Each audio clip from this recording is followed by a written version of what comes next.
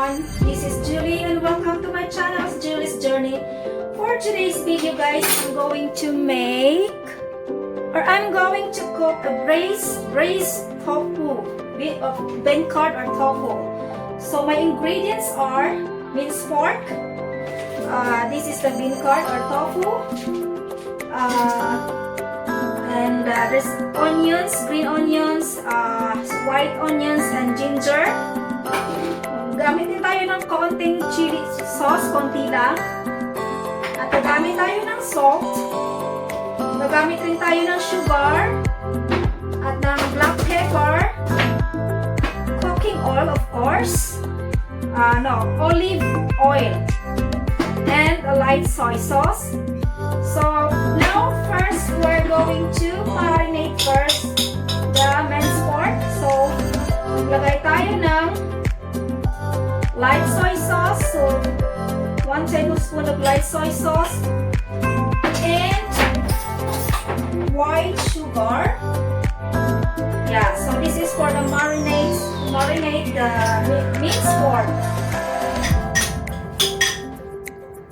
So, we'll just mix this thoroughly. And now, done. We're finished mixing this. So, tapos na natin mix yan guys. At isit aside natin ng kahit mga 10 minuto lamang. So, next guys, ay ikakat natin itong tofu. Ayan.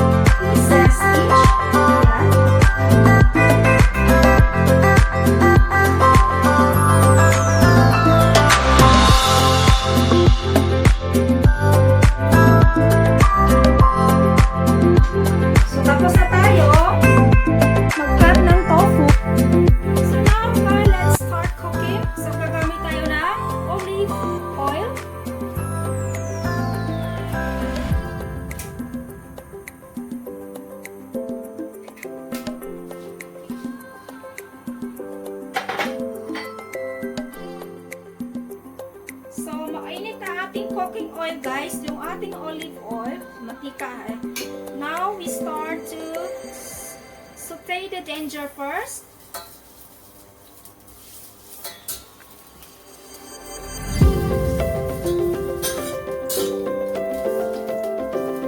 So, palabasin natin yung fragrance or aroma ng ating ginger food guys.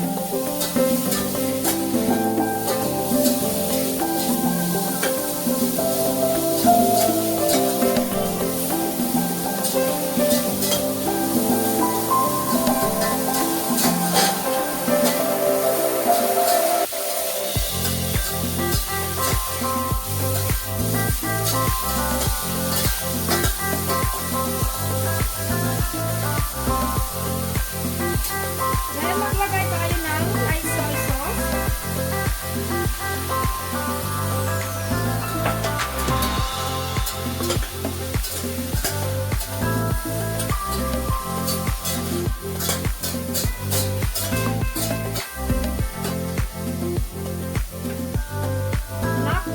Black pepper.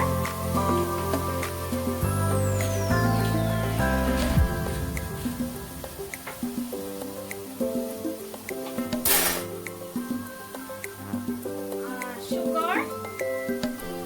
Yun nga pala guys, yung mga ingredients guys, estimate nyo lang kasi na iba yung panglasa natin guys. So mayroon yung gustong tama lang, mayroon yung iba-iba yung panglasa natin. Yung iba akala nila alat na pero sa iba tama lang. Meron naman yung matapang na panlasa na mo o tama na pero matapang pa sa kanila. Kaya estimate na lang yung mga ingredients. So ngayon guys, instead of gagamit tayo ng tubig, gagamit tayo ng chicken broth. Ayan.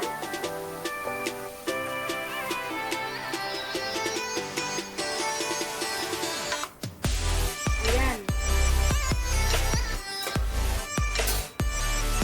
So, ayan na siya guys. Pakuluan natin muna natin. Pakuluan natin yan. So ngayon guys, kumulo na siya. So ilagay na natin yung ating tofu. Ayan.